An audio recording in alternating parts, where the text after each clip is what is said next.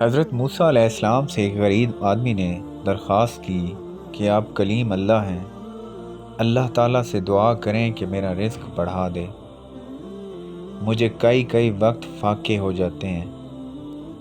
حضرت موسیٰ علیہ السلام نے بارگاہ خداوندی میں اس کی درخواست پیش کی تو بتایا گیا کہ اس آدمی کی قسمت میں قلیل روزی ہے، اس لیے ہمارے ہاں سے تھوڑا تھوڑا کر کے اسے روز دیا جاتا ہے تاکہ آخر تک ملتا رہے۔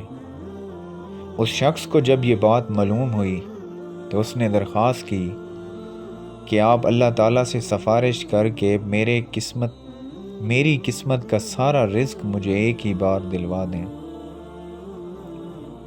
اللہ تعالیٰ نے حضرت موسیٰ علیہ السلام کی دعا قبول کی اور اس غریب شخص کو تمام زندگی کا رزق ایک ہی بار مل گیا۔ اس شخص نے فوراً لنگر خانہ کھول دیا اور اعلان کر دیا کہ جس شخص کے کھانے کا انتظام نہ ہو وہ ہمارے لنگر خانے سے پیٹ بھر کر کھانا کھا سکتا ہے۔ حضرت موسیٰ علیہ السلام کو اس حرکت پر تعجب ہوا۔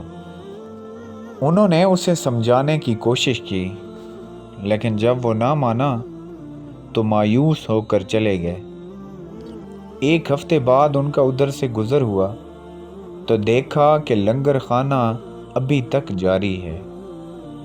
دوسری مرتبہ وہ 1 ماہ بعد اور پھر تیسری مرتبہ 6 ماہ بعد ادھر سے گزرے تو آپ نے حسب معمول اسی طرح لوگوں کو لنگر کھانے سے کھانا کھاتے دیکھا۔ ان کا خیال تھا کہ اس غریب کی دریاولی کی بدولت سارا رزق چند روز میں ختم ہو جائے گا، مگر لنگر خانہ ابھی تک مسلسل جاری تھا۔